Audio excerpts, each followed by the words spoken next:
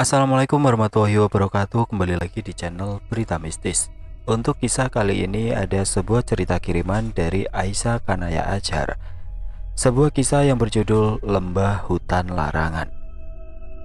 Dan sebelum kita masuk ke ceritanya, tekan dulu tombol like video ini dan jangan lupa tekan juga tombol subscribe channel ini dan nyalakan juga lonceng notifikasinya agar tidak ketinggalan cerita-cerita lainnya dari channel ini.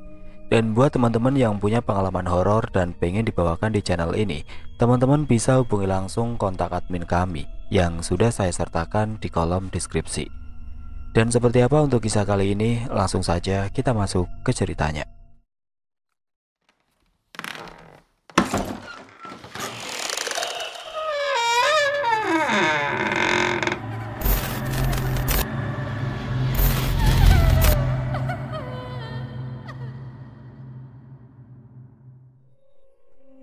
Nama dan alamat disamarkan demi melindungi privasi. Sebagaimana kita ketahui, manusia bukan satu-satunya makhluk yang hidup di bumi ini. Satu-satunya di dunia yang berputar di jagat semesta. Ada kehidupan lain yang hidup berdampingan dengan manusia, meski telah dibatasi dinding dimensi dan frekuensi.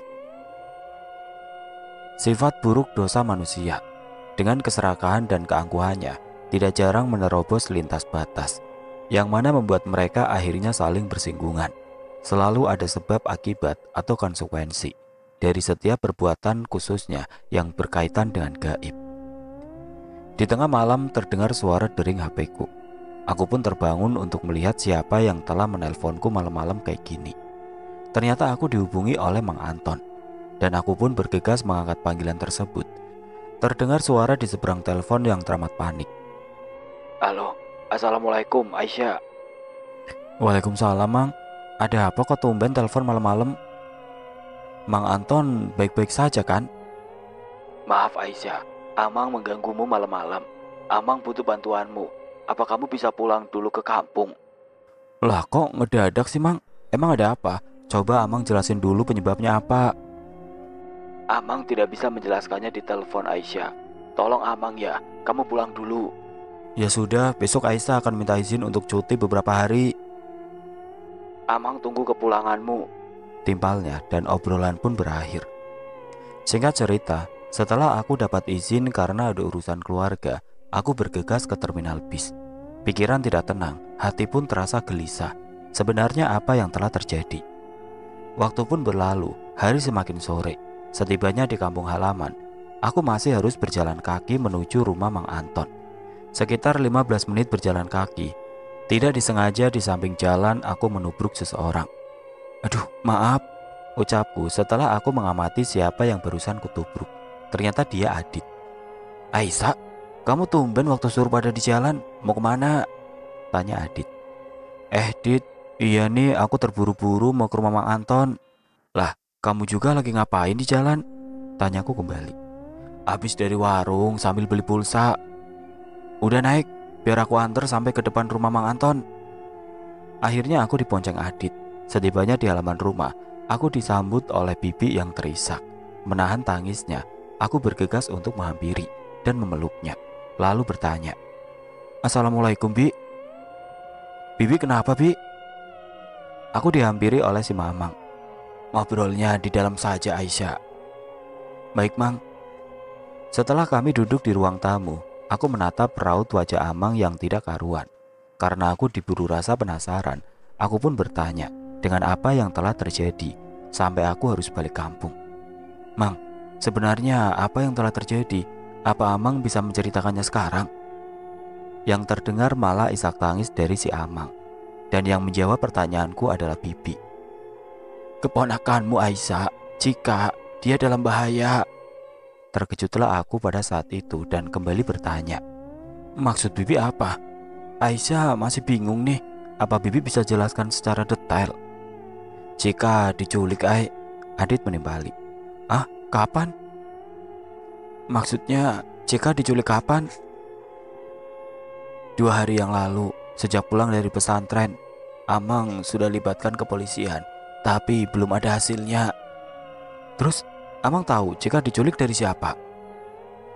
Dari pantauan CCTV yang diberikan oleh kepolisian sekitar, yang dimana terakhir menghilangnya Cika, setelah Amang melihat rekaman tersebut, Amang sangat yakin kalau itu Cika. Dia dibawa masuk ke dalam mobil Avanza hitam oleh beberapa lelaki yang Amang tidak ketahui siapa mereka. Tolongin anak Bibi Aisyah. Bibi khawatir dengan kondisi Cika, sembari terisak pilu. Tapi apa yang bisa aku lakukan? Sedangkan aku tidak mengetahui keberadaan Cika sekarang. Terdengar suara dari arah belakang yang berucap, "Biar aku antar ke tempat Cika berada." "Maksudmu apa, Sri?" "Sri bisa bantu untuk mencari keponakanmu itu." "Apa kamu yakin, Sri?" "Percayalah, tapi kita harus mengunjungi hutan larangan terlebih dahulu," ucap Sri Anjani. "Kalau kamu mengetahui keberadaan Cika, bagaimana kondisi dia sekarang?" "Dia masih keadaan aman untuk beberapa hari kemudian." "Maksudmu apa, Sri?" "Gadis itu akan dipersembahkan dan apa, Sri?" Sri tidak menjawabnya untuk saat ini. "Setelah kita berada di hutan larangan dan bertemu dengan Nyi Anjar, biar beliau yang menjelaskannya nanti." "Kenapa harus Nyai Anjar yang menjelaskannya? Apa hubungannya? Bukankah kamu tahu apa yang telah terjadi sama Cika?" "Ini masih ada hubungannya dengan alam gaib. Kita harus bergegas menuju gerbang pembatas." "Gerbang pembatas? Maksudmu portal yang menuju ke alam gaib?" "Ya," timpal Sri Anjani. "Aisyah, apa kamu baik-baik saja?" tanya Adit. Iya Dit, nggak apa-apa kok." "Bi, Mang, besok Aisyah bantu cari Cika ya. Untuk sekarang lebih baik kalian istirahat aja dulu. Serahkan urusan ini sama Allah. Insya Allah Aisyah akan bawa Cika pulang ke rumah dengan selamat." "Apa kamu yakin Aisyah? Kamu bisa bawa Cika pulang ke rumah, ke pelukan Bibi lagi?" "Insya Allah, bantu doanya ya Bi. Semoga semuanya lancar." "Amang perlu bicara denganmu, apa bisa?" "Iya Mang, mau bicara soal apa?" "Apa kamu mengetahui keberadaan Cika sekarang?" "Teman Aisyah yang memberitahukan. Dia mengetahui keberadaan Cika sekarang. Cuman apa? Bicaralah." "Terlebih dahulu, besok Aisyah harus pergi ke hutan larangan, Mang." "Apa? Hutan larangan? Apa ada hubungannya dengan penculikan Cika?" "Soal itu Aisyah juga belum mengetahuinya. Amang jangan khawatir ya. Insya Allah semuanya akan baik-baik saja." "Hai, apa benar kamu mau ke hutan larangan? Apa boleh aku ikut bersamamu?" pinta Adit.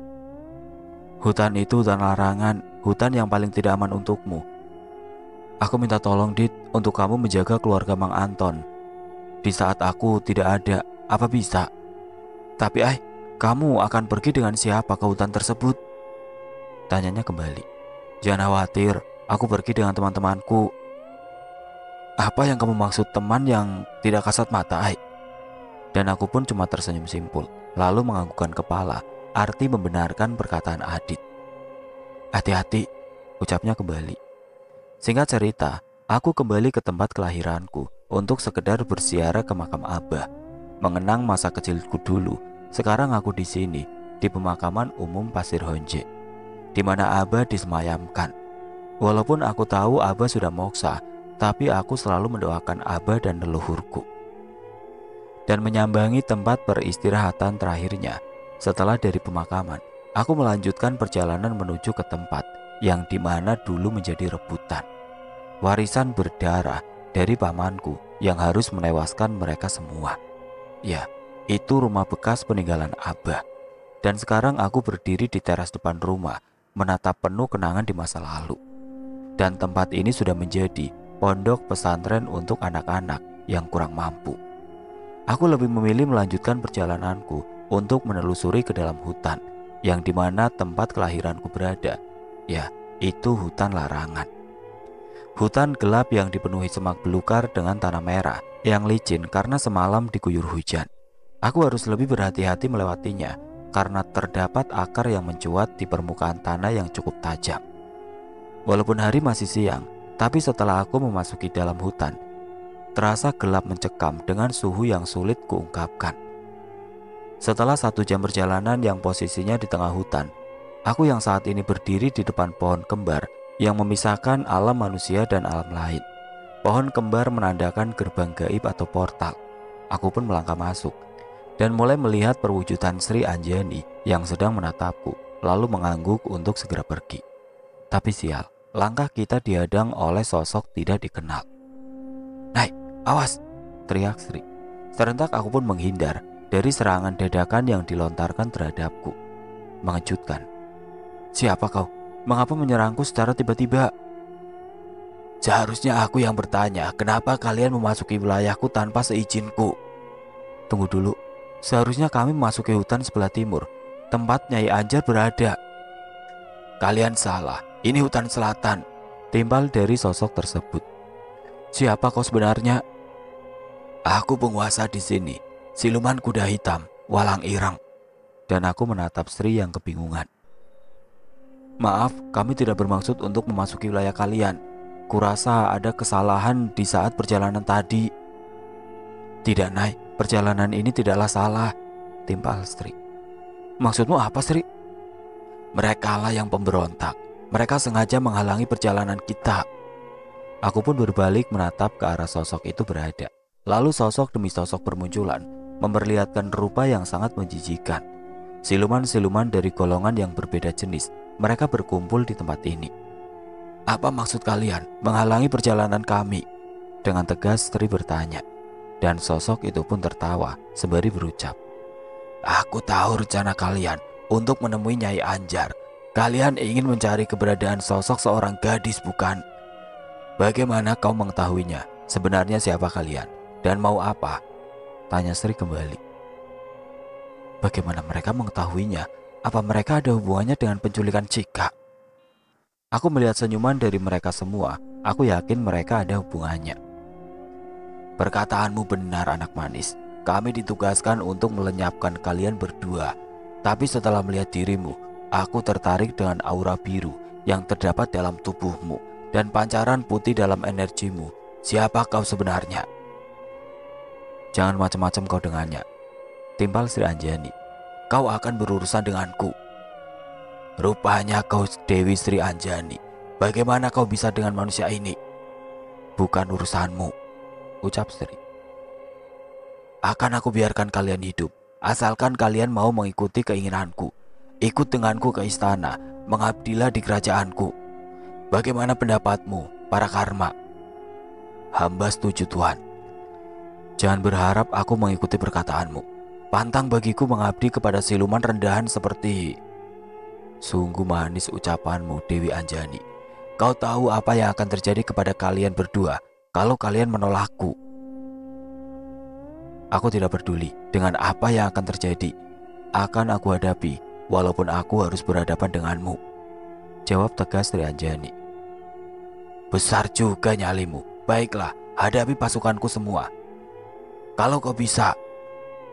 "Sri, bacalah pelindung sukma dan ragamu, Nai."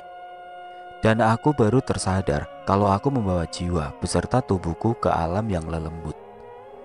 Segera aku baca ajian Segoro Patitu, melindungi dari ancaman serangan yang tidak terduga. "Naya, awas!" teriak Sri yang memperingatkan untuk lebih waspada. "Sri, apa kau yakin ingin melawan sosok itu semua?" "Kenapa? Kau takut?" ledek Sri Anjani. "Bersiaplah, kurasa ini akan menguras tenaga." "Tapi Sri, apa yang akan aku lakukan?" "Berusahalah semampu yang kau bisa, Nai." Dan Sri pun melaju ke arah depan untuk mulai menyerang, menghadapi keganasan dari sosok yang mempunyai rupa gak karuan, berbentuk aneh, berbau busuk. Sekarang berpindah ke pertarungan antara hidup atau mati. Sri menggunakan ilmu pamungkas andalannya, yaitu tusuk konde yang terbuat dari kayu jati, berukir aksara kuno. Seketika Sri menerjang ke arah lawan, dengan cekatan melempar tusuk konde ke arah di mana sosok itu berada. Setelah terlempar, tusuk konde berubah menjadi kilatan cahaya kuning kemasan, terbagi menjadi beberapa bagian, menyerupai jarum yang teramat tajam, dan mendarat di dahi lawan. Sosok yang belum sempat menghindar dari serangan Sri pada akhirnya harus tumbang, tertancap jarum mematikan di dahi mereka. Aku yang masih berdiri melihat pergerakan kiri dan kanan, begitu kebingungan, saking banyaknya pasukan dari sosok lawan, pemimpin yang sekarang sedang berhadapan dengan Sri. Mereka mulai menyerang, aku cuma bisa menghindar. Begitu lambat pergerakanku, sampai pada akhirnya sesuatu mendorongku ke arah samping dan menahan serangan yang hampir saja mengenai pundakku. Aku tercengang melihat keberadaan Sekar Arum di tempat ini. Bagaimana bisa? Gak ada waktu untuk menjelaskannya. Bantu aku untuk melawan mereka semua. Nai, jangan lengah, fokuslah pada lawanmu. Sri masih berhadapan dengan Warang Ireng, dan aku bergegas membantu Sekar Arum. Walau pergerakanku teramat lambat dan susah untuk menggerakkan seluruh tubuh karena wujudku bukanlah jiwa yang ringan dan mudah digerakkan. Wujud yang sekarang ini wujud kasar, tapi aku tetap berusaha dan mencoba untuk melawan semampu yang aku bisa. Pertarungan semakin sengit. Kami kalah jumlah. Terlihat Sekar Arum menggunakan seluruh kemampuannya.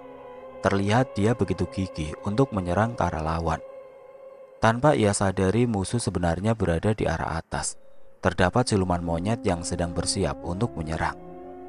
Aku tidak ingin teman-temanku terluka. Pada akhirnya aku memanggil sedulur papat untuk membantuku dan mulai memanggil mereka. Sukmo sejati sukmo wekasan, kadangku papat limo pancer. Sawiji tunggaling urip. Ya Allah, kula nyuwun izin. Setelah menyelesaikan ajian pemanggilan dan sedulurku hadir tepat di samping kiri dan kananku dan bersiap untuk membantu menumpas para siluman yang meresahkan. Sedulurku, bantu aku dan berhati-hatilah, pintaku kepada mereka. Dan mereka pun menjalankan tugas mereka masing-masing.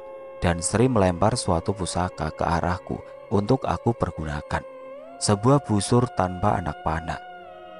Gunakanlah itu dengan baik dan waspadalah pada pergerakan lawanmu. Jangan sampai lengah.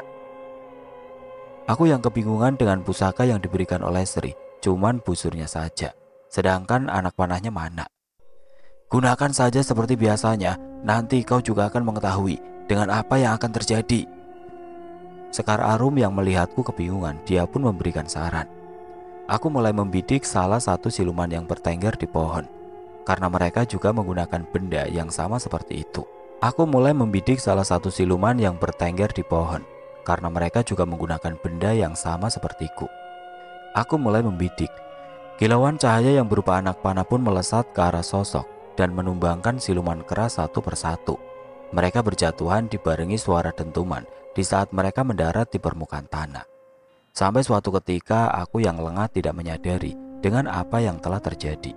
Musuh yang berada di arah belakangku yang siap menyerang, tapi terhalang oleh sesuatu. Aku tersentak kaget setelah melihat sosok harimau terkapar dengan bahu yang sudah terluka. Aku berbalik untuk membalaskan dengan apa yang sosok itu perbuat. Sosok itu terpental menahan anak panah yang menancap di bagian perutnya. Aku segera menghampiri sosok harimau yang melindungiku dan hal yang tidak terduga terjadi. Aku menatap sekeliling hutan. Sosok harimau saling berdatangan, mengaum keras sehingga terdengar sampai ke pelosok hutan. Burung yang tadinya bertengger di ranting pohon sekarang saling berterbangan, dan siluman hewan itu pun mundur. Kesunyian mulai terasa, peperangan terhenti seketika, dan aku melihat pemimpin dari mereka yang tidak lain adalah Warang Ireng. Dia hanya menatap marah dengan raut wajah yang kesal, menatap ke arah gerombolan harimau, karena dia yakini kalau terus dipaksakan untuk melanjutkan pertarungan, pasti mereka akan kalah. Karena jumlah yang tidak seimbang, mereka lebih memilih untuk mundur dan berlalu pergi tanpa sepatah kata pun. Aku bergegas menghampiri harimau yang terbaring tidak berdaya. Setibanya di hadapan sosok harimau, sosok ini kembali ke wujud yang membuat mataku membulat sempurna. Seorang pria yang gagah bertelanjang dada, yang sudah berlumuran darah. Aku menatap tajam seakan waktu ikut terhenti, melihat fenomena yang membuatku terkesima. Pemuda itu terluka cukup dalam dikarenakan serangan dari jarak dekat, dan aku merasa bersalah karena ingin menyelamatkanku dia sampai terluka. Tidak adakah jalan untuk menolongnya? Kenapa kalian hanya diam? Pintaku gusar. Dan gerombolan harimau itu kembali ke wujud aslinya. Mereka adalah prajurit dan terdiam menunduk. Sri, di mana dia? Sekar. Aku melihat kondisi dari pemuda yang berada dalam dekapanku, tersenyum membawa arti. Siapakah dia sebenarnya? Ia meringis sembari menahan sakit. Dia berucap, "Tidak aku sangka kita bertemu kembali, Aisyah. Ternyata kau masih peduli kepada aku. Siapa kamu sebenarnya? Kenapa kamu menolongku?" "Sayang sekali, kamu tidak mengenaliku lagi. Tapi aku merasa senang berada di dekapanmu." Serentak ada seseorang yang menarik lenganku. Dan aku pun menatap wajah yang aku kenali. Dia Bayu Aji. "Kenapa ini orang? Sakit kali ya?" "Kamu jangan khawatir, Ai. Dia cuma penipu ulung. Cuma bisa manfaatin situasi genting saja." "Apa kalian saling kenal?" tanyaku penasaran. "Asal kau tahu Bayu, sebelum kau dekat dengannya, akulah yang lebih dahulu mengenal dirinya dan pernah dekat juga. Jadi jangan kau cemburu terhadapku." "Maksud kalian apa?" "Sudah, kita bergegas pergi. Perjalanan masih panjang," timpal Bayu sambil menggenggam jemariku dengan erat. "Baik, tunggu, dia terluka. Aku harus membantu dia." Dan Bayu menghentikan jalannya. "Dia bisa menyembuhkan dirinya sendiri tanpa harus kamu membantu menyembuhkannya. Lihatlah, luka dia menutup dengan sendirinya." Dan benar saja, luka itu pulih dengan cepat. "Kamu lupa, bangsa kami bisa menyembuhkan luka apapun. Jadi jangan khawatir," timbalnya kembali. "Prajurit, kalian berpencarlah. Sebagian ikut denganku. Kita akan menuju ke tempat Nyai Anjar. Karena perjalanan kali ini akan sangat sulit. Musuh sudah mengetahui rencana kita. Jadi persiapkanlah diri kalian masing-masing untuk menghadapi kemungkinan yang akan terjadi." "Laksanakan perintah Raden." "Tunggu, aku ikut dengan kalian." "Sebenarnya kau siapa? Aku merasa familiar dengan suaramu itu." "Dia Mandala Wijaya. Hanya seseorang yang diangkat jadi panglima oleh Raden Abbas Sanjaya." Di lain sisi, Sri bersama Sekar Arum yang bertengger di ranting pohon yang sudah kayak Mbak Kun. Mereka sedang asik menyimak obrolan kami. "Kenapa kau membantu kami? Bukankah kau sudah dibebaskan oleh Kanjeng Rahayu supaya kau menjauhi Aisyah?" tanya Sri yang tidak percaya dengan kehadiran Sekar Arum. "Aku kemari hanya ingin membalas budi." "Apa cuma itu? Apa tidak ada yang lain?" timbal Sri. "Maksudmu yang lain apa?" "Sudahlah, lupakan saja. Aku tidak yakin kamu bisa membantu Aisyah." "Terserah apa katamu Dewi Sri Anjani.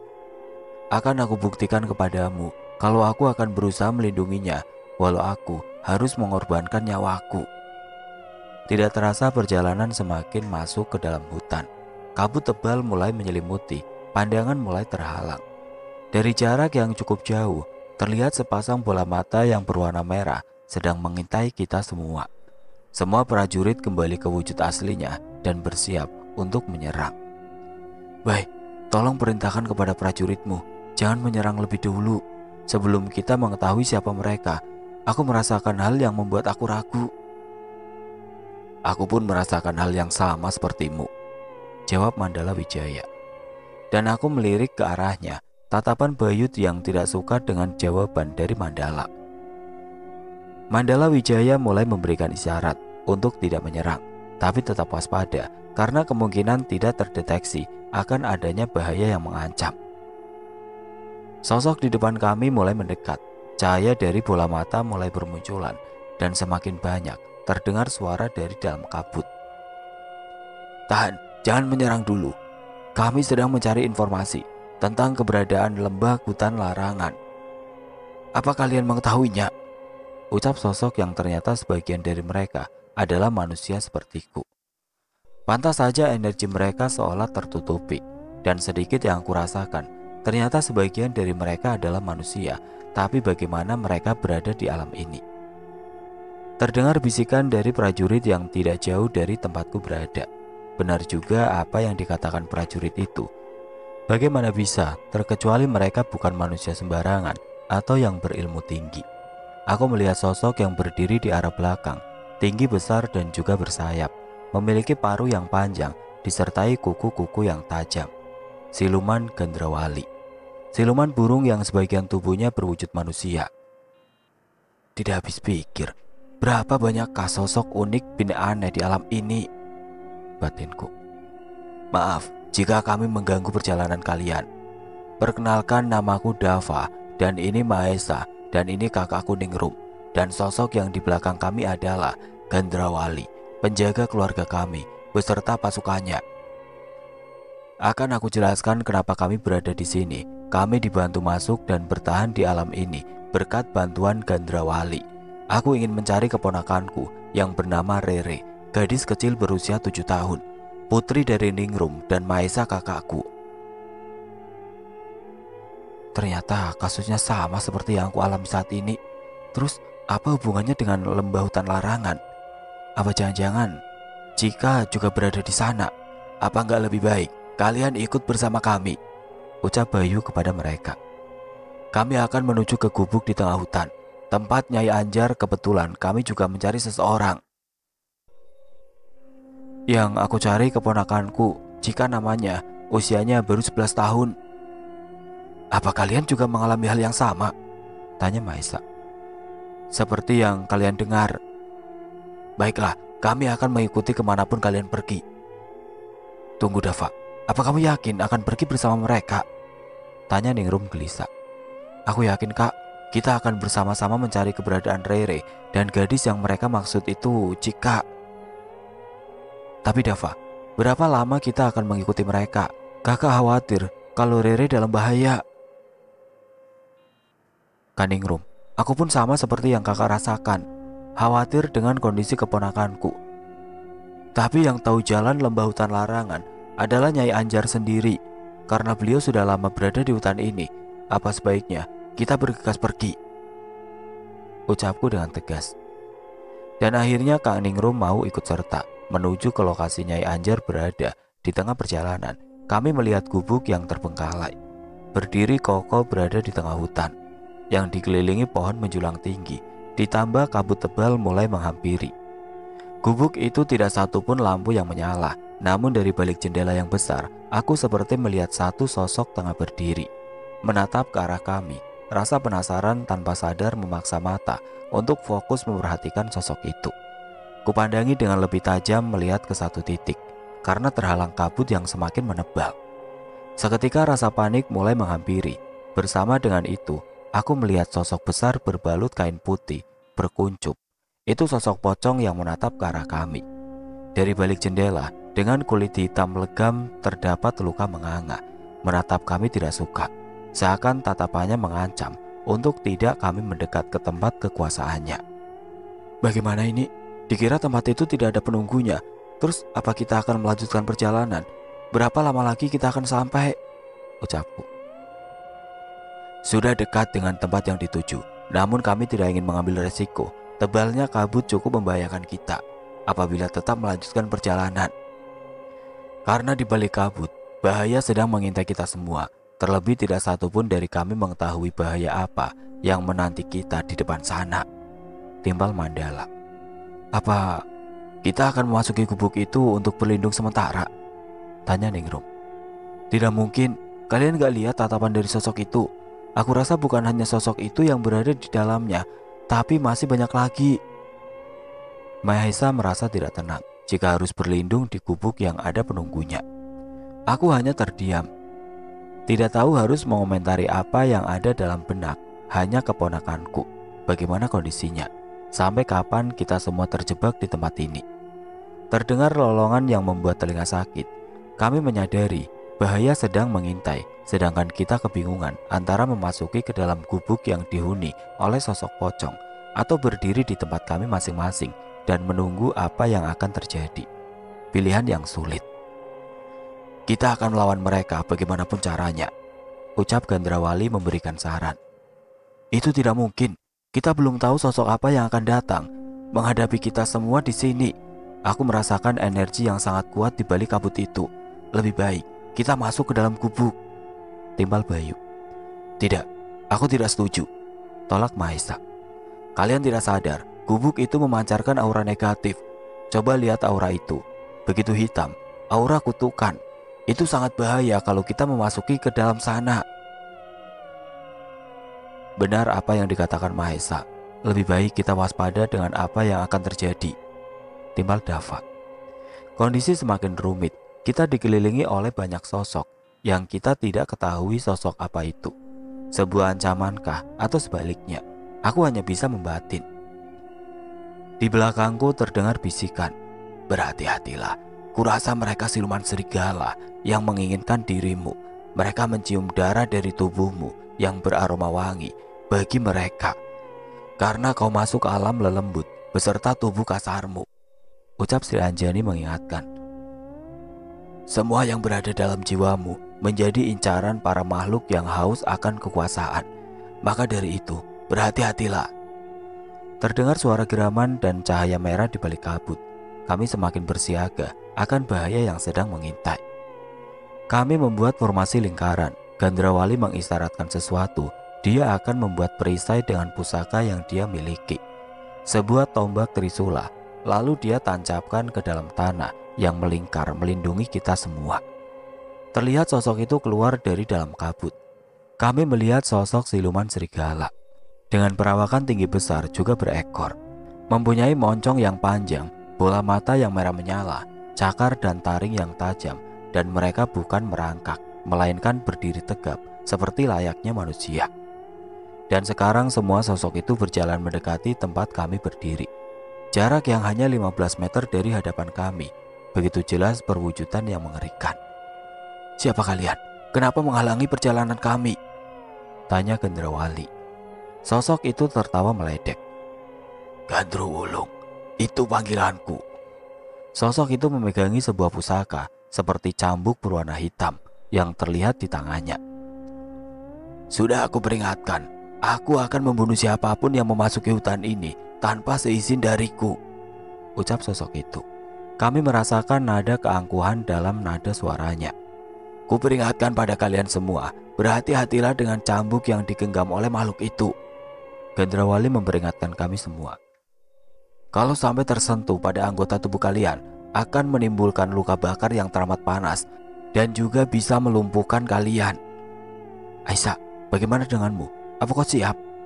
Pertanyaan yang terlontar dari Bayu membuatku ragu.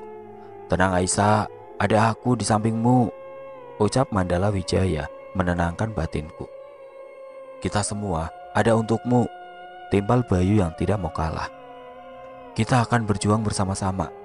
Mati atau mukni, bersiaplah," teriak Gandrawali. Dan pertarungan terjadi. Pertarungan yang cukup menguras tenaga. Aku butuh bantuan sedulurku.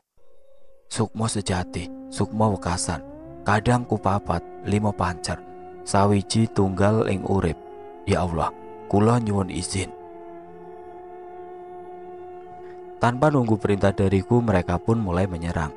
Tidak bisa diremehkan. Sementara ke-10 prajurit harimau yang berjaga di sekeliling medan pertempuran. Kekhawatiran yang besar membuat aku berusaha menyelesaikan pertarungan itu secepat mungkin. Gerakan tubuhku semakin cepat dan ganas. Akibatnya benturan kekuatan semakin sering terjadi. Beruntung dengan ilmu yang aku miliki, tubuhku bisa langsung menyerap energi dari mereka, membuat semua prajurit itu sadar akan besarnya energi yang aku miliki dan melumpuhkannya, sehingga siluman serigala tidak berdaya. Namun meski begitu, jika energi yang masuk lebih kecil dari yang keluar, maka pada akhirnya energi dalam tubuhku akan habis juga. Bayu Haji dan Gandrawali juga tidak mengira jika lawan yang harus mereka hadapi ternyata berkemampuan tinggi. Benturan demi benturan yang terjadi membuat mereka kewalahan. Setelah ratusan jurus berlalu, Gandrawulung memberi isyarat pada pasukannya sambil memberikan isyarat dengan bahasa sandi. Semua pasukannya meloncat mundur. Gandrawulung menoleh kepada para pasukannya, kemudian dia berteriak, "Berhenti, mundur!" Siapa gadis itu sebenarnya? Kenapa dia memiliki jurus Sewu Sukma dan pasukan Malibaya, pusaka yang berasal dari kerajaan kuno Marunda, pusaka yang sangat berbahaya, tapi banyak diminati oleh banyak makhluk. Berusahalah untuk tidak berurusan dengannya dan cari tahu kelemahan dari gadis itu. Kalau dia lengah, kita akan dengan mudah melumpuhkannya. "Baik Panglima," ucap serentak dari bala pasukan. Mereka mulai menyerang kembali. Gerakan mereka semakin membabi buta. Aku dibikin kewalahan menghadapi mereka, tapi ada yang janggal dari mereka. Seolah menghindar dariku apa yang mereka rencanakan. Aku sedang melihat situasi di medan pertempuran. Mereka juga bukan menghindariku saja, sedulur papatku juga. Mereka berusaha menghindarinya. Situasi mulai terbaca, tapi sayang, aku terlambat menyadarinya. Telah terjadi sesuatu kepada Bayu Aji. Teriakan menggema dari mulutnya. Aku pun berbalik untuk melihat apa yang telah terjadi. Jantung seakan berhenti berdetak, mata mulai berembun, nafas terasa sesak. Melihat Bayu yang terluka, sebuah tombak menancap di perutnya. Darah merah mengalir deras dari luka yang ia dapatkan. Seketika aku pun menjerit pilu, berlari untuk menghampirinya sebelum tubuhnya mendarat di tanah, dan ia pun terjatuh di pelukanku. "Bayu, bangun, kumohon Bayu." Sembari terisak pilu, aku coba menepuk-nepuk pipi yang penuh dengan luka memar. Kudekap erat di pelukanku. Bayu tidak sadarkan diri. Seketika energi yang besar menuju ke arahku. Aku yang kalut tidak menghiraukannya. Di sisi lain, sekarang waktunya. Gadis itu lagi lengah, batinnya tergoncang. Kurasa dia akan segera mati. Tapi Panglima... Ada apa, Kilingkir? Apa Panglima belum mengetahuinya? Gadis yang Panglima akan musnahkan begitu berharga bagi para sosok dan makhluk. Maksud Aki, gadis itu memiliki ketiwangi dan kelahiran yang istimewa, keturunan Raja Abhiseka dari kerajaan Marunda. Apa? Aki, jangan menipu saya. Apa Panglima tidak melihat betapa banyak pasukan yang bersamanya dan prajurit harimau dari kerajaan Marunda beserta pasukan Malibaya yang tidak sembarangan makhluk bisa memilikinya, hanya keturunan dari raja itu sendiri. Kalau begitu, lumpuhkan saja dan bawa kepadaku, lalu kita pergi dari sini. Baik Panglima. Energi itu semakin mendekat ke arahku. Ya Allah, lindungilah hambamu ini. Terlihat Gandrawali melempar trisula tepat ke arah belakang untuk menahan energi yang akan mencelakaiku, tapi itu belum cukup untuk menahan serangan dari musuh. Terlihat kilauan cahaya putih menghantam pasukan musuh sampai terdengar dentuman. Mereka terpental mundur dan energi itu pun lenyap seketika. Aisyah, kamu tidak apa-apa, Cuk. Aku mendengar suara yang tidak asing di telingaku. Beliau Nyai Anjar dan Eyang Raksa beserta Raden Abbas Sanjaya dan beberapa pasukan lainnya. Terlihat dari arah musuh banyak yang terkapar. Apa serangan yang Nyai Anjar lontarkan barusan? Apa mereka masih mau menyerang dengan sisa pasukannya? Dasar siluman badot, berani-beraninya kau mengganggu keturunanku. Sudah bosan hidup rupanya, ancam Nyai Anjar. Maaf Panglima, ini sangat tidak mungkin untuk melawan mereka semua. Pasukan kita telah gugur sebagian, jumlah kita tidak memadai. Yang ada, kita akan mati sia-sia dalam pertarungan. Benar apa katamu, kita pergi, mundur. Eyang, bagaimana keadaan Bayu, Eyang? Lukanya terlalu dalam. Kim Arji, bantu aku mengangkat Bayu. Kita pergi semua dari sini. Singkat cerita, setibanya kami di gubuk tempatnya Nyai Anjar berada, dan di tempat inilah aku dilahirkan. Eyang Raksa membantu menyalurkan energi menyembuhkan tubuh Bayu Aji untuk mempercepat pemulihan. Waktu yang tidak sebentar, aku gelisah teramat khawatir dengan kondisi Bayu. Melihat dia terluka, terasa hatiku ikut terluka. Semoga dia lekas pulih karena perjalanan masih panjang. Aku duduk termenung, ditemani suara air yang mengalir. Tidak terasa ada yang menepuk bahuku sampai tersentak dan menyadarkanku dari lamunan. Jangan melamun, gak baik, ucapnya. Mandala, sedang apa kau di sini? Ingin menemanimu, menemaniku. Boleh aku bertanya sesuatu kepadamu? Soal apa? Apa kamu menyukai Bayu Aji? Kenapa kamu bertanya seperti itu? Karena aku merasa. Bukan apa-apa, cuma bertanya saja. Sebenarnya kau siapa? Aku seperti mengenalimu. Dan Mandala pun tersenyum manis sembari melihat dan menatap wajahku. Kau ingat dengan kalung liontin ini? Seketika mataku terbelalak melihat kalung yang dipegang Mandala. Dan aku mengingat satu nama yang dulu pernah menyelamatkan hidupku. Ternyata dia Iqbal yang sudah berpindah alam atau moksa. Jadi kau Iqbal? Aku tidak menyangka kita akan bertemu lagi. Seketika aku lari ke pelukannya dan Iqbal atau Mandala membalas pelukanku. Kami saling berpelukan melepas rindu. Kalung ini sudah lama menemaniku untuk sekedar melepas rinduku kepadamu, Aisyah. Dan sekarang aku kembalikan ke pemiliknya karena aku sudah bisa melihat wajahmu kembali. Di lain tempat, kamu harus banyak istirahat, Bayu. Jangan terlalu banyak bergerak dulu. Nyai, Aisyah di mana? Udah, istirahat dulu. Aisyah lagi menghirup udara segar setelah pertarungan tadi malam. Aku ingin menemuinya, Nyai. Aku ingin melihat kondisinya. Bayu, lebih baik kau istirahat saja. Tidak, Nyai. Aku sudah merasa baikan. Jangan khawatir. Dan pada akhirnya Bayu memutuskan untuk mencari Aisyah. Nyai Anjar terduduk terdiam sembari menggelengkan kepalanya melihat Bayu yang bergegas pergi. Emang keras kepala. Kesal Nyai Anjar terhadap Bayu yang tidak mengindahkan perkataannya. Setibanya Bayu di tempat Aisyah berada, pemandangan yang bikin nyesek terlihat olehnya. Pemandangan yang tidak diharapkan terlihat oleh sepasang matanya yang bisa menimbulkan kesalahpahaman. Setelah itu Bayu pun berlalu pergi dengan kekesalan yang mendera hati dan pikiran yang membuat emosi semakin tidak terkendali. Di lain tempat, Nyai Anjar mendiskusikan langkah selanjutnya untuk mencari keberadaan anak-anak yang hilang dan menuju ke lembah hutan larangan yang dimana lembah itu banyak dihuni oleh sosok siluman yang sangat berbahaya.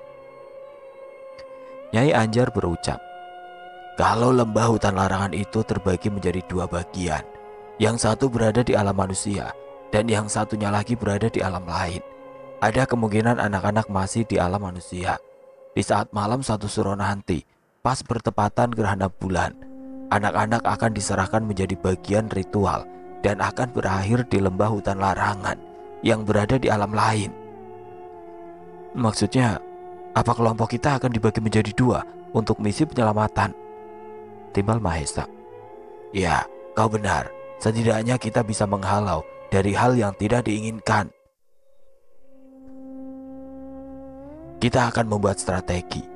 Bagaimanapun itu caranya, jangan sampai di malam satu suro nanti anak-anak berakhir jadi korban. Nyai, kalau boleh kami ketahui, langkah apa yang harus kita ambil? Aku yakin siluman itu lebih pintar dan cerdik mengatur strategi untuk berperang melawan kita. Pertanyaan dari Ningrum. Aisyah, kamu kembali ke alam manusia. Pantau kegiatan mereka dari sana. Kabari kami jika ada sesuatu yang mencurigakan. Nyai, apa boleh saya menemani Aisyah? Pinta Mandala. Tidak perlu, biar aku saja yang menemaninya. Timbal Bayu Aji. Kenapa? Apa kamu pikir aku kurang mampu untuk melindungi Aisyah? Saud Mandala dengan sengit. Aku tidak yakin, karena kamu sudah bukan lagi manusia. Terus kamu pikir kamu siapa? Bisa mengaturku seenaknya saja. Lah kok kalian malah ribut? Bukannya bantu cari solusi? Protes Nyai Anjar. Seketika ruangan menjadi hening dan Nyai Anjar memberikan saran untuk siapa saja yang berhak ikut bersamaku ke alam manusia. Pada akhirnya keputusan telah diambil dan disepakati. Ada Bayu, Dava, Sri Anjani dan Mandala. Kami berlima kembali ke alam manusia, tepatnya di hutan larangan berada. Tidak jauh dekat lembah yang begitu kotor airnya dan berlendir kehijauan, terdapat akar pohon yang menjalar di sekitar lembah tersebut. Kami memutuskan mencari tempat yang lebih aman untuk ditempati sementara oleh kami berlima. Langkah demi langkah kami telusuri. Hening terasa di malam yang sunyi tanpa cahaya. Gelapnya malam semakin mencekam. Rasa takut semakin menikam, jauh dari kehidupan manusia, hadir dari kenyataan, tersadar dengan keberadaan. Saat ini melangkah semakin menjauh, mengikuti suara hati, menuju ke tempat yang keberadaannya tidak pasti dari lembah terlarang. Kami menyadari sesuatu yang akan terjadi. Hati dipenuhi rasa gampang. Apa aku akan berhasil membawa Cika kembali ke rumah? Aku tidak mau mengecewakan Bibi dan Amang yang menaruh sejuta harapan kepadaku. Helaan nafas semakin mendera, tapi kami belum melihat sesuatu yang mencurigakan. Terdengar bunyi binatang malam semakin nyaring di telinga, pertanda malam sudah semakin larut. Kabut mulai menghalangi pandangan. Terdengar derap langkah dari jarak yang cukup jauh. Sosoknya terhalang oleh kabut. Suara itu terdengar semakin mendekat ke arah kami berada. Kami yang terdiam di atas pohon masih mengamati suara tersebut, dan kami melihat wujud dari suara itu. Ternyata mereka yang kami nantikan semenjak dari tadi kedatangannya. Dengan membawa kerangkeng berisikan 2 anak kecil yang tidak berdosa di dalamnya, yang sedang terikat dengan mulut yang dibekap. Kondisi mereka sudah tidak karuan lagi. Rambut acak-acakan, terlihat kuyuh dan lesu. Kami masih mengamati dari atas pohon. Mendengarkan pembicaraan mereka, hatiku menjerit setelah melihat keberadaan keponakanku dengan kondisi sedemikian menyedihkan. "Jika itu dia, dan juga Rere, keponakanku," ucap Dava. "Kalian jangan berisik, suara kalian nanti terdengar oleh mereka. Kita perhatikan dulu, jangan sampai kita ketahuan," timpal Bayu sembari berbisik. "Kurasa mereka menuju ke arah lembah. Apa kita akan membututinya sekarang?"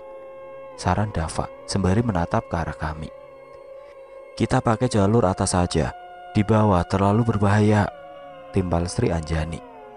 "Benar apa kata Sri? Kita akan menggunakan ajian sapar angin untuk meringankan tubuh kita, untuk berpindah ke lain tempat secara mudah tanpa menimbulkan suara," usul Mandala. "Sri, tolongin, kurasa aku akan membawa beban yang cukup berat deh." Aku begitu memohon pertolongan dari Sri Anjani karena aku pikir tubuhku terlalu gemoy deh. Apa aku bisa melayang di udara dengan ragaku ini, sedangkan ini kan di alam manusia. Aku melihat mereka dengan raut muka yang menahan tawa. Aku mendesak kesal, seolah mereka mengejekku. Walau gak terang-terangan, tapi aku bisa melihat ekspresi mereka yang nyebelin. Dan aku menatap ke arah Dava lalu bertanya, "Kenapa kamu ketawa?" Lalu dia menjawab dengan cengengesan, "Kita senasib, aku juga sama sepertimu. Apalagi aku takut ketinggian. Dan tadi ajian apa yang kalian maksud? Sapar angin. Aku tidak tahu ajian itu. Apa kalian mau membantuku?"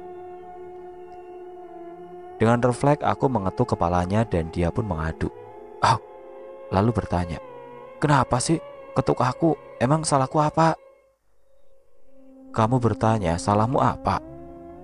Iya maaf, gak sadar dengan kekuranganku," sembari tertawa kecil. "Apa sudah bercandanya? Lebih baik kita bergegas menyusul mereka. Sudah cukup jauh dari jarak kita berada. Berpeganglah," ucap Mandala mengingatkan. Singkat cerita, setibanya kami di tempat yang tidak jauh dari tempat mereka berada saat ini, kami menyaksikan gerak-gerik yang mencurigakan dari mereka. Lalu salah satu dari mereka berucap, "Aku yakin malam ini malam gerhana bulan. Kita akan bersiap untuk menyerahkan tumbal kepada sosok penghuni lembah hutan larangan. Kalian semua bersiaplah dan persiapkanlah calon tumbal itu di depan altar yang menghadap ke arah lembah di dekat pohon waringin. Karena kita akan menyembelih dan mengambil darah hangat dari diri mereka dan menenggelamkan jasadnya ke dalam lembah. Persembahkan getih reget Selasa Kliwon untuk penguasa lembah, dan kita akan mendapat apa yang menjadi kemauan kita." "Apa perkataanmu bisa dipercaya, Nyai?" "Lihat saja nanti, kau akan mengetahuinya." "Baiklah, untuk sementara aku akan mempercayaimu, Nyai Parwati. Dan aku akan membayarmu lebih. Tidak percuma aku menculik anak-anak itu untuk aku jadikan tumbal demi kekayaan yang melimpah." Dan sosok Nyai Parwati terkekeh karena ia merasa yakin kalau usahanya akan berhasil. Tanpa dia sadari, kami sedang siap siaga untuk segera menyerang dan membebaskan kedua gadis kecil itu yang sudah tidak berdaya. "Sekaranglah waktunya, keluarkan anak-anak itu." "Baik, Nyai." "Bagaimana ini?" tanyaku kepada Bayu Aji. "Kalian tunggu di sini biar aku yang kesana. Jika terjadi sesuatu, bantu aku." "Tapi baik, tunggu." Dan Bayu pun berlalu pergi tanpa mendengarkan dulu perkataanku. "Dava, apa kamu bisa bertarung?" tanya Sri Anjani kepada Dava. "Sebenarnya masih belajar, tapi aku janji kok gak akan nyusahin kalian. Aku akan berusaha semampu yang aku bisa." "Aisyah, pakai busur yang aku berikan ini. Bidik musuhmu dari jarak jauh. Lindungi Bayu sebisa yang kamu mampu." "Tapi Sri, kamu mau kemana?" "Aku akan bersama Bayu untuk menghadapi mereka. Dan kau Apa kau akan tetap di sini? Siapa bilang aku akan ikut denganmu, Sri? Timpal Mandala. Terus apa yang aku lakukan di sini? Tugasmu lihat sekelilingku. Aku khawatir mereka mengetahui keberadaan kita berdua. Sementara aku akan membantu mereka dari jarak jauh. Apa kau yakin? Entahlah, setidaknya kita udah berusaha kan? Baiklah, semoga saja tidak terjadi sesuatu terhadap kita. Kenapa? Kamu takut? Enak aja, aku bukan takut, tapi merasa khawatir saja. Karena aku nggak ada senjata yang aku pegang. Oh, iya juga ya. Bentar, akan aku carikan kamu sesuatu. Kamu mau cari apa, Nay? Mau cari senjata buat kamu pegang. Kurasa ini cocok denganmu. Kamu bercanda? Itu balok kayu. Emang ini balok kayu? Siapa bilang ini goreng pisang? Setidaknya kamu bisa mengajar mereka dengan balok ini kan? Baiklah, aku terima pemberianmu. Setidaknya ada untuk memberikan mereka pelajaran. Ucap Dava agak kesal. Setibanya Bayu di tempat Nyai Parwati berada, mereka bertanya-tanya bagaimana ada orang lain selain mereka. Kau, bagaimana ada di sini? Nyai Parwati bertanya kepada Bayu. Rupanya kau ingin merebut tawananku. Tidak semudah itu, pemuda. Kau akan berhadapan denganku. Kematian akan menjemputmu. Lebih baik kau pergi dari sini sebelum aku melenyapkanmu, ancam Nyai Parwati. Coba saja jika kau mampu melenyapkanku. Seketika Sri Anjani berada di samping Bayu Aji, siap untuk melawan. Siapa kau? Rupanya kau tidak sendirian, anak muda. Aku mencium bau kerajaan di sini. Siapa kau, gadis manis? Kau tidak mengenaliku, Nyai. Aku mengenali tusuk konde yang kau gunakan itu. Berasa tidak asing bagiku. Siapa mereka, Nyai? Mengapa mereka menghalangi rencana kita? Apakah kau bisa mengatasi mereka, Nyai? Supaya rencana kita malam ini tidak gagal. Tenang saja, Danu. Aku akan melenyapkan mereka berdua dengan waktu yang singkat. Jangan terlalu yakin, Nyai, timpal Sri. Akhirnya mereka pun saling serang, merebutkan sesuatu yang akan dijadikan tumbal pada malam ini. Sri dengan mudah memberikan pukulan kepada sosok siluman babi, pengikut dari Nyai Parwati. Bayu dengan cepat menghindar dari hantaman yang dilontarkan dari Nyai Parwati dan membalikan keadaan. Satu pukulan mengenai bahu dari Nyai Parwati sampai memuntahkan darah kental dari mulutnya. Kurang ajar kau. Tidak akan aku maafkan. Kau harus membayar ini semua, ucapnya kepada Bayu. Jangan sombong dulu, Nyai. Di atas langit masih ada langit. Ingat itu. Kurang ajar. Kau benar-benar harus aku lenyapkan. Nyai Parwati mulai menyerang kembali dengan jurus andalannya yang membuat tubuhnya kebal dari senjata apapun. Untuk saat ini, serangan dan pukulan dari Bayu tidak sedikit pun bisa melukai Nyai Parwati. Bayu, hati-hati. Wanita itu menggunakan ajian Parungga untuk melindungi dirinya dari setiap serangan. Ilmu itu kebal dari senjata apapun dan juga bisa membalikan keadaan. Berhati-hatilah, teriak Sri kepada Bayu. Terima kasih, Sri, sudah mengingatkan. Semenjak dikasih peringatan oleh Sri Anjani, Bayu lebih berhati-hati sembari memikirkan cara untuk menghancurkan perisai yang melindungi tubuh dari Nyai Parwati. Sri masih berjuang melawan manusia babi menggunakan tusuk konde yang bisa mengeluarkan butiran cahaya untuk mengelabui musuhnya, sehingga mereka tidak fokus dengan situasi sekitar. Sehingga Sri mudah untuk melumpuhkan lawannya, walaupun kulit mereka begitu keras. Di lain tempat, aku berusaha membidik musuh dari jarak jauh untuk membantu Sri Anjani, tapi seakan susah untuk mengenai mereka, sehingga seseorang yang bernama Danu menyadari keberadaanku. Sampai suatu ketika, aku tersadar beberapa dari mereka sudah berada di belakangku dengan menodongkan senjata ke arahku dan Dava. Rupanya ada kelinci imut di belakang Ruyuk yang dengan sukarela menyerahkan dirinya untuk dimangsa. Menyerahlah kalian berdua, kalau tidak mau mati di tanganku, ucapnya mengancam. Maaf bro, aku bukan kelinci imut sembarangan. Aku kelinci yang sebaliknya akan memangsa kalian semua, timpal balik Dava. Danu bersama bawahannya tertawa seakan meledek ucapan dari Dava. Danu beserta bawahannya mulai menyerang, tapi dihalau oleh Mandala yang ternyata dia masih berada bersama kami. tidak mengikuti Sri Anjani untuk menyerang pasukan dari Nyai Parwati.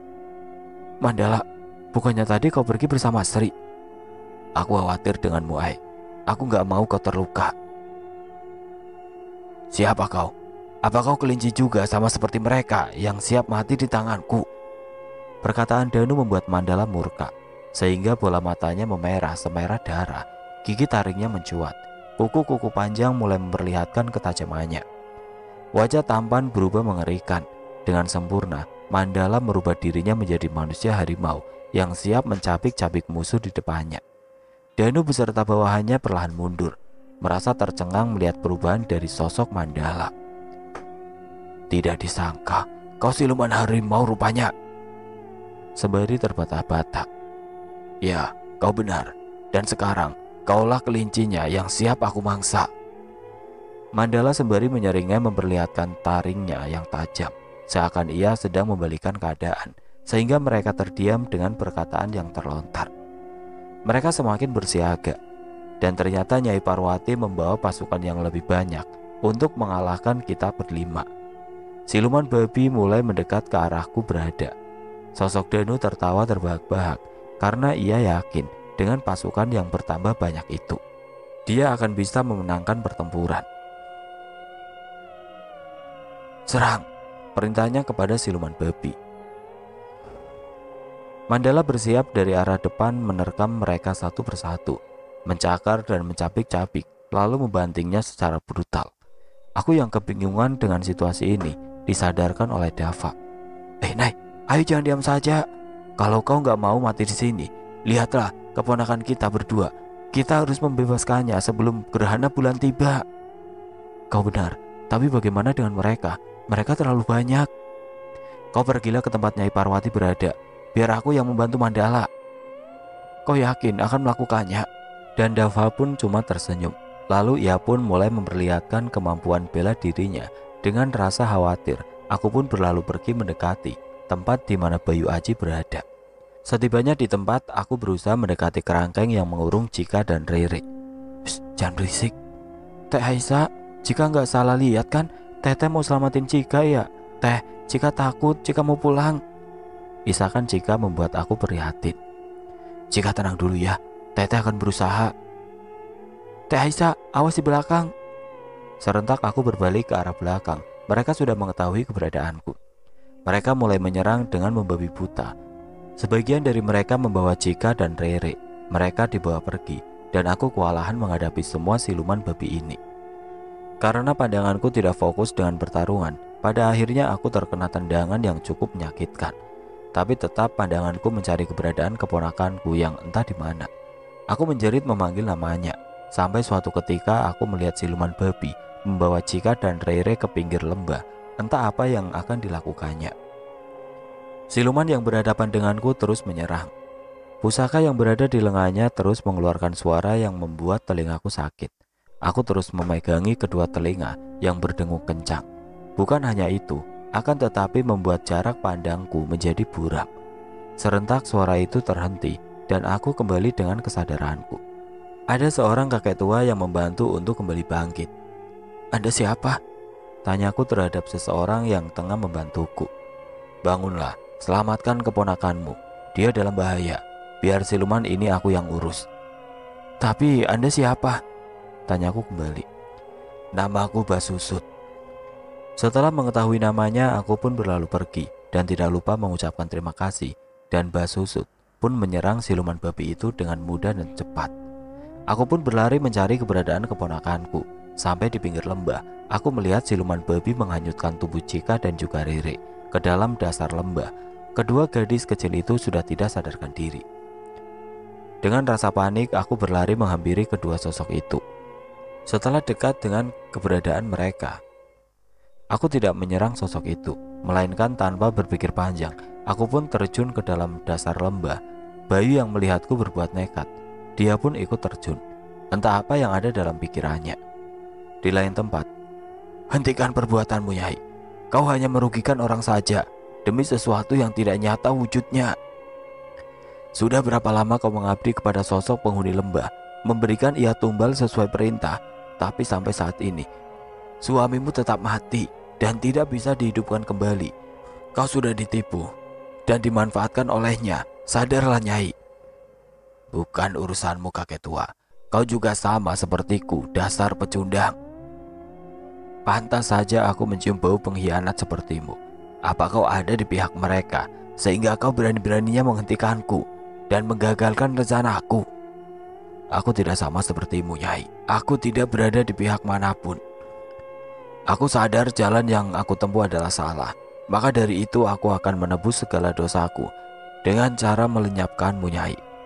Biar tidak ada korban lagi yang berjatuhan karena ulahmu itu. Bersiaplah.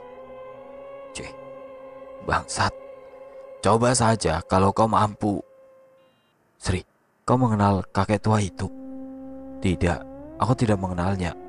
Kurasa di antara mereka ada yang harus diselesaikan, dan itu bukan urusan kita berdua, Mandala. Lebih baik kita menyusul Aisyah dan Bayu Aji, yang sekarang keberadaannya entah di mana. Aku tidak merasakan energi mereka berdua. Ya, kau benar Sri. Aku pun berpikir demikian. Di mana Dava? Apa dia baik-baik saja? Entahlah, aku tidak tahu. Bukannya tadi dia bersamamu, Mandala? Kita pergi mencarinya dan kembali ke tempat Nyai Anjar berada. Kurasa Aisyah dan Bayu berada di sana, di alam yang berbeda. Aku ikut denganmu Sri, timbal Mandala. Gak perlu kalian cari aku. Dava, iya ini aku. Kau baik-baik saja? Kenapa sih di hutan ini banyak kotoran? Maksudmu apa Dava? Nih gara-gara kotoran nyawa gue terselamatkan. Bau busuk banget sih lo. Jauh-jauh. Gila, kenapa siluman babi gak ada habisnya sampai gue nginjak ini kotoran. Gue tergelincir masuk ke dalam lubang. Ya udah, gue nyantai di situ. Pas sadar mereka udah gak ada. Udah, kita bergegas pergi, ucap Sri. Lo jangan deket gue, minta Mandala. Lah kenapa? Perasaan gak ada yang salah dengan diri gue. Lo gak ngerasa lo itu bau tahi? Oh bener juga ya. Iya deh sorry, ucap Dava sembari tertawa. Siluman babi pada kemana ya? Apa mereka semua dibasmi sama kakek tua tadi? Tanya Sri. Bisa jadi Sri, aku juga kurang paham, ucap Mandala yang masih ragu dengan ucapannya. Kurasa kakek itu mengetahui kelemahan Nyai Parwati sehingga pengikutnya mudah dikalahkan. Di lain tempat, hening terasa badan seakan remuk redam. Tubuh tidak berdaya, mata sulit terbuka, nafas seakan sesak. Dan apa ini?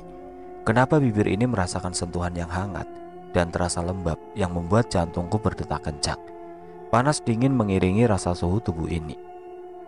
Belayan halus di pipi mengiringi rasa yang sulit untuk aku jelaskan. Kurasa aku sedang bermimpi, tapi ini terasa nyata bagiku. Sentuhan di bibirku masih aku rasakan, dan aku mulai dengan perlahan membuka kelopak mataku dan terkejut kaget. Bayu, kau? Dengan cepat aku mendorong tubuh Bayu sampai dia terjengkang ke belakang dan mengadu. Ah gila lo kenapa harus didorong sih? Lo yang gila, ini lagi ngapain sih tadi? Oh, tadi aku khawatir dengan kondisimu gak habis pikir, kenapa masih saja nekat? Kamu gak sadar kalau gak bisa berenang? Kamu mau mati ya? Jadi aku kepaksa berikan kamu nafas buatan. Apa? Kepaksa kamu bilang? Yang tadi aku rasakan bukan seperti orang yang sedang ngasih nafas buatan. Dari mana kamu tahu? Emang tadi sedang memberi nafas buatan kok. Sampai aku bisa mendengarkan suara jantungmu yang berdegup kencang. Ya ampun, kenapa situasi segenting ini masih ada adegan kasih nafas buatan segala sih? Mana ngelakuinya aku udah sadar lagi. Ya Allah, Cika dan Rere, Bayu, mereka di mana? Aku tidak merasakan keberadaan mereka. Kurasa kita harus bergegas ke tempat Nyai Anjar berada. Singkat waktu, kita berdua diperlihatkan dengan pemandangan yang kurang mengasihkan. Pertarungan masih berlanjut, dan yang aku khawatirkan menjadi kenyataan. Aku melihat Cika dan Rere disekap oleh sosok yang belum aku ketahui siapa dia sebenarnya. Sosok wanita anggun berpenampilan layaknya ratu, penguasa lembah ini. Bukan hanya itu saja, banyak pasukan yang dipimpin oleh Raden Abbas Sanjaya. telah tumbang tidak berdaya dan Sri dia terluka. Mandala, kenapa dia mematung? Baik, apa kamu mengenal sosok siluman itu? Tanyaku kepada Bayu, tapi aku tidak mendengar suaranya lagi. Sesuatu yang tidak terduga dengan ceroboh Bayu Aji bertindak sendirian tanpa memberitahuku sebelumnya. Dia sudah berada tidak jauh di dekat anak-anak disekap. Bayu berusaha melepaskan ikatan pada lengan dan kakinya anak-anak, tapi usahanya sia-sia saja. Pada akhirnya dia harus ketahuan juga. Bayu, ganteng-ganteng kok on sih? Gerutuku kesal sembari garuk-garuk kepala. Rupanya ada penyusup di belakangku. Kucing manis, teramat manis, maukah kau menjadi pendampingku di singgasana? Aku tidak tertarik dengan tawaranmu. Oh begitu, aku bisa jadi pawang yang baik untukmu. Tanpa persetujuanmu, kau akan menuruti keinginanku. Dengan perlahan Bayu mundur ke arah belakang, tapi dia tersadar kalau kedua kakinya sudah tidak bisa digerakkan. Apa yang kau lakukan dengan tubuhku? Seperti yang kau katakan, kau akan menuruti semua perintahku tanpa harus meminta persetujuan darimu. Kurang ajar. Kau tidak mungkin bisa mengendalikan tubuhku sesuka hatimu. Oh ya, itu akan aku buktikan sekarang. Sekarang, serang mereka untukku. Lakukan dengan baik. Dan sosok ratu semakin mendekat ke arah Bayu berada. Dan sekarang tepat berada di belakang tubuh Bayu, sembari mendekatkan bibirnya ke arah leher Bayu, sembari tersenyum puas. Apa ini? Apa yang akan aku lakukan? Ini tidak mungkin. Kenapa dengan diriku? Apa kau tidak menyadarinya? Tubuhmu sekarang milikku. Serang mereka untukku. Jika aku tidak bisa mengendalikan dirimu, aku bukanlah ratu yang banyak disegani oleh banyak makhluk di alam lain. Aku disegani dan dikagumi banyak makhluk karena aku bisa mengendalikan diri mereka sesuka hatiku dan menuruti kemauanku.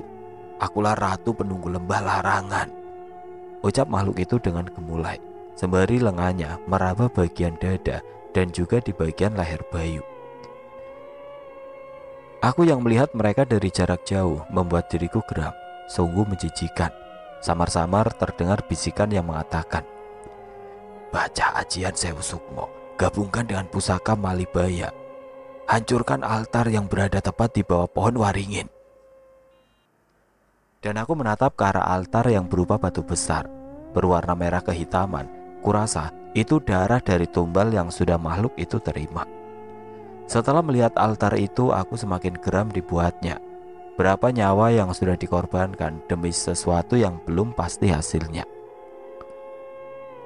Terdengar teriakan dari Raden Abbas Sanjaya, dan aku pun menatap ke arah teriakan itu berasal.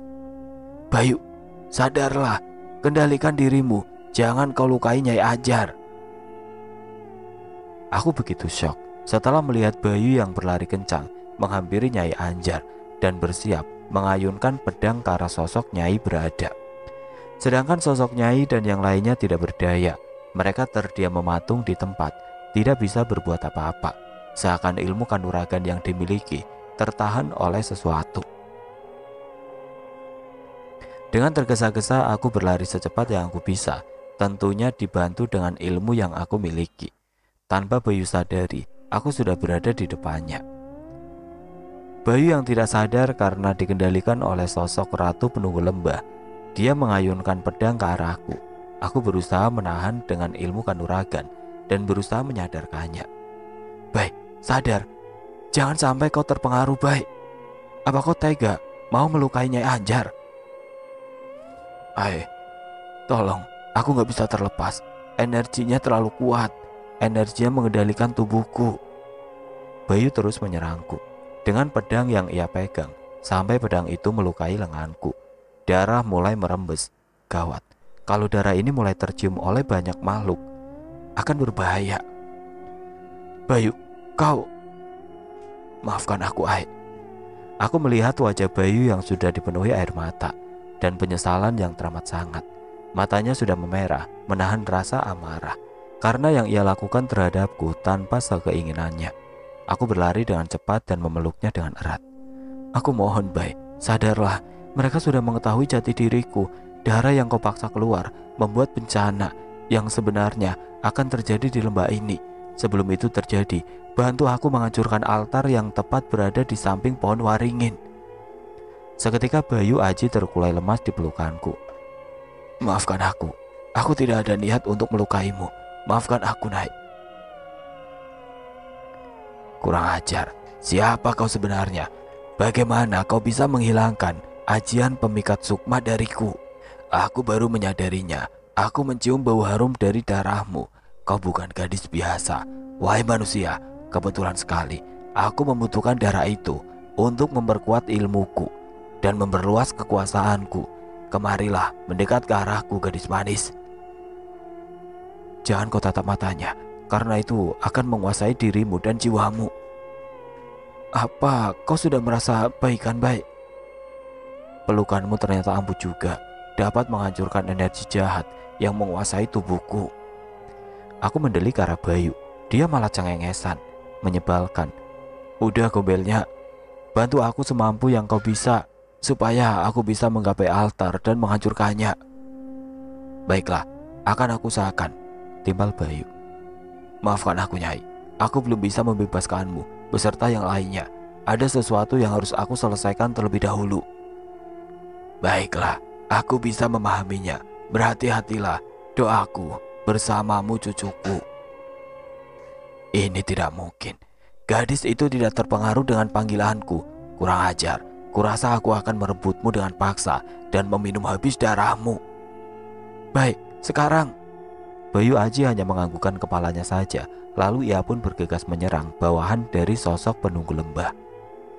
Sosok ratu itu baru menyadari kalau pergerakanku menuju ke suatu benda. Lalu ia berusaha menghadangku dengan merubah bentuknya menjadi siluman ular. Apa yang akan kau lakukan dengan altar itu, wahai manusia? Dengan apa yang aku lihat di hadapanku, sosok wanita dengan wajah yang tidak berbentuk, dengan bola mata yang berwarna kuning menyala, rambutnya terurai sampai di tanah, dengan tubuh bawah berbentuk ular, dengan sisik berwarna hitam, dengan ukuran tubuhnya yang begitu besar. Seketika aku kembali merapalkan amalan untuk memagari diri dan jiwaku. Seketika sosok itu menyeringai, memperlihatkan taringnya yang tajam, lidah ularnya yang bercabang. Dengan perlahan, aku turut mundur, dan aku dihampiri oleh sesosok makhluk bertubuh ular yang mencoba menyerang dengan cara melilitku menggunakan ekornya. Siapa kau sebenarnya, gadis manis? Kenapa kau berani melawanku? Ucap makhluk itu kepadaku, sembari melilit tubuhku. Badanku mulai lemas. Rupanya siluman ini bukanlah siluman biasa. Bisa jadi makhluk yang sering meminta tumbal sebanyak-banyaknya untuk keabadian dan kekuatan. Aku membaca ajian pembakar, tapi makhluk ini seakan tidak bergeming. Terasa semakin kuat lilitannya. Aku hampir kehilangan kesadaran. Samar-samar aku mendengar teriakan dari arah atas. Bocah tengil, kau tidak apa-apa kan? Gandrawali, tolong aku. Nyai, maafkan, kami yang datang terlambat, ucap Ningrum. Kami disesatkan oleh sebagian penghuni hutan. Ada apa dengan kalian semua? Kenapa kalian hanya diam saja? Ningrum, mereka semua kenapa? Aku tidak tahu, Maesa. Itu Aisyah. Iya, dan Bayu Aji. Kita harus membantu mereka. Maesa, kurasa banyak sosok yang sedang berdatangan kemari. Energi mereka terlalu kuat. Aisyah sudah ada Gandrawali yang membantu. Kau bantu Bayu. Aku akan melawan mereka. Tapi jumlah mereka terlalu banyak. Bersiaplah, Ningrum. Kita tidak punya pilihan untuk ini. Siluman babi, ternyata mereka lagi. Kurasa mereka mengikuti kita, Maesa. Di lain sisi, Aisyah yang sedang berjuang menahan rasa sesak akibat lilitan yang semakin erat membuat pandangannya semakin melemah. Gandrawali berusaha membantu untuk melepaskan lilitannya dari arah atas. Gandrawali berusaha menerkam dengan cakarnya. Sosok siluman itu berusaha menghindar, sehingga suatu ketika lilitan itu terlepas juga. Tapi sayang, tubuh Aisyah terhempas dari ketinggian. Sialan. Sambil berusaha memulihkan diri dengan mantra pemulihan, aliran darah segar membasahi bajuku dan meneteskan darah yang tidak sedikit. Rasa sakit yang tidak tertahankan membuatku terguling di tanah. Kanaya, tidak! Teriak Sekar Arum. Tolong aku, Sekar, bawa aku ke batu itu.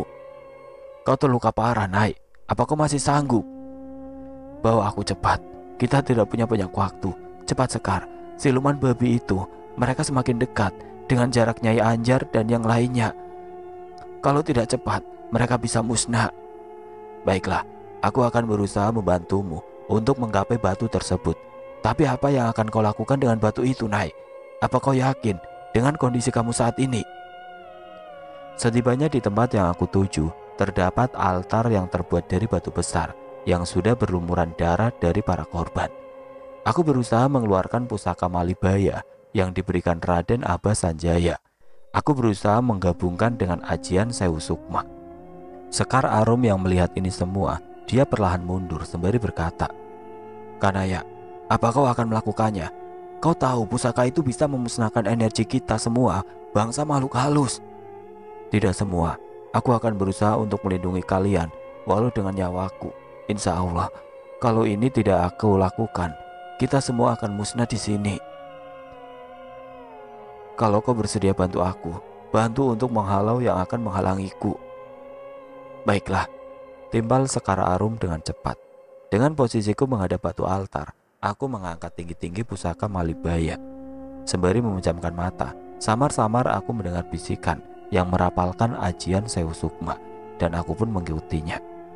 Kilatan cahaya dan energi dari pusaka Malibaya semakin besar kurasakan. Lakukanlah sekarang, ucap sesosok itu yang tepat berada di sampingku. Pada akhirnya aku pun menancapkan pusaka di atas batu, sehingga batu itu terbelah dan memancarkan sinar kuning kemasan yang melesat ke berbagai arah. Cahaya yang sangat menyilaukan sampai tempat ini dipenuhi dengan cahaya. Terdengar teriakan yang menggema dari banyak makhluk.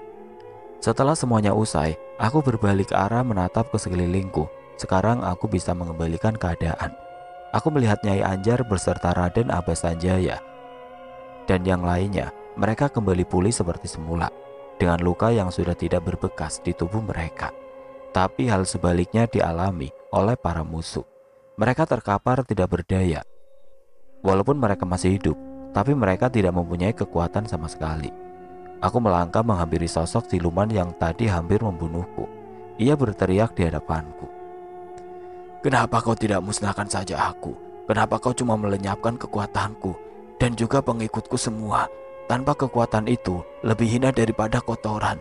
Lebih baik aku musnah di lembah ini. Kalau kau meminta kepada Aisyah, dia tidak akan melakukannya. Tapi aku siap untuk memusnahkanmu, siluman, jawab tegas Gandrawali sembari mencengkram kuat sosok siluman ular itu yang sudah tidak berdaya. Jangan kau lakukan itu, Gandra. Aku memberikanmu kesempatan untuk memperbaiki diri. Masih banyak jalan yang lebih baik daripada jalan yang kau tempuh saat ini. Setelah menyelesaikan ucapanku, aku terjatuh ke belakang, tidak berdaya untuk menopang tubuh yang sudah lelah. Karena energi yang banyak terkuras, sebelum aku menghempaskan tubuh ke tanah, seseorang telah menangkapku dengan sigap. Setelahnya, aku tidak sadarkan diri. Aisyah, teriak semuanya memanggil namaku. Tubuh lemahku itu dibopong oleh Raden, didekap dan dipeluknya erat. Raden melihat Aisyah yang terluka, ia begitu panik. Kami semua selamat termasuk Cika dan juga Rere. Singkat cerita, di tempat Nyai Anjar berada, semuanya sedang berkumpul dan terdengar obrolan mereka dari arah luar. Setelah itu tersadar dari rasa lelahku, aku menghampiri mereka semua. Setibanya di depan pintu, mereka menatapku dengan tatapan yang tajam. Pasti mereka banyak pertanyaan yang akan mereka lontarkan kepadaku.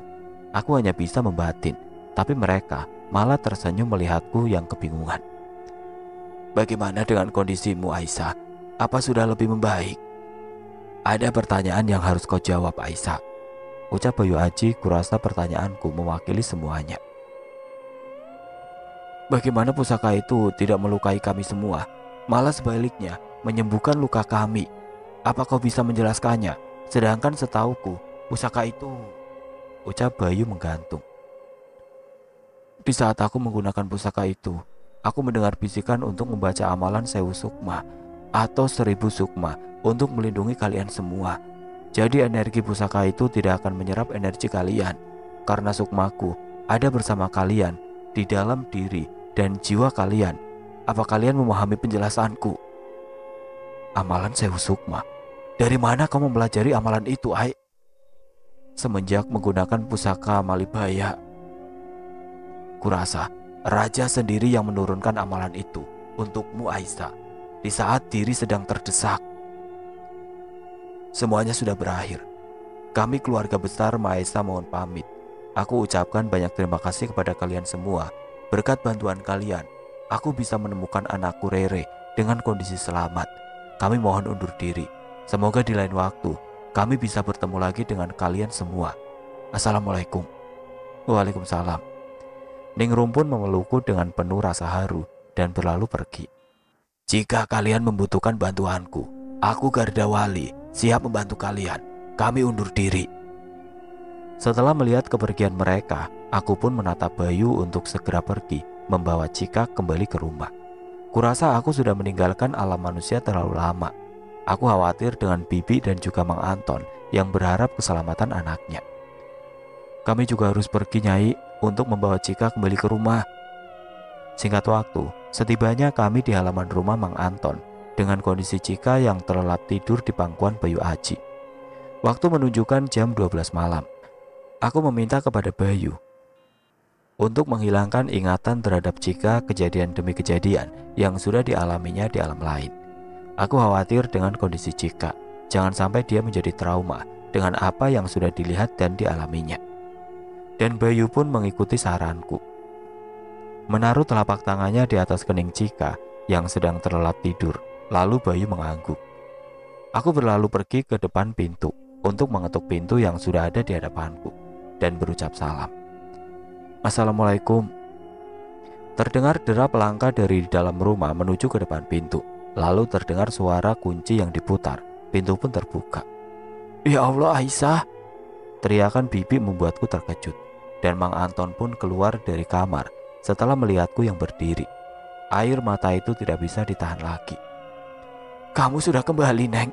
Cika di mana? Lalu Bayu Aji memberikan Cika ke pangkuan Bibi. Bibi dan Amang pun menangis terseduh melihat anaknya sudah kembali dengan selamat.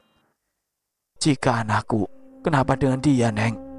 Dia tertidur, Bi. Lebih baik Bibi bawa dia ke kamar. Cika baik-baik saja kok. Jadi jangan khawatir ya.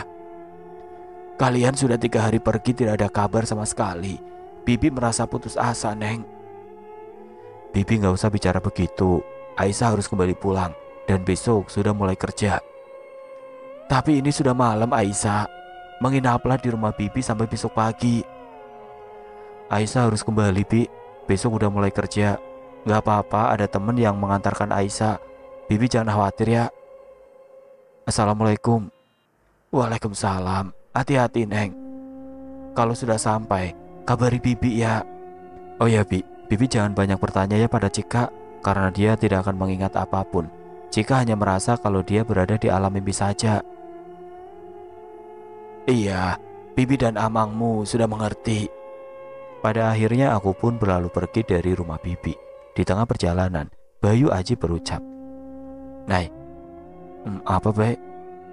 Apa perlu aku menghilangkan ingatan darimu? Menghilangkan ingatan soal apa? Dan aku menatap wajah Bayu dengan rasa kebingungan. Tiba-tiba Bayu memanyunkan bibirnya. Seketika aku pun teringat. Aku pun segera memalingkan wajahku, lalu pergi meninggalkannya sembari tersipu malu, mengingat kejadian pada saat itu. Dan aku kembali melihat Bayu yang sedang tersenyum ke arahku dengan penuh arti, dan kisah ini pun selesai.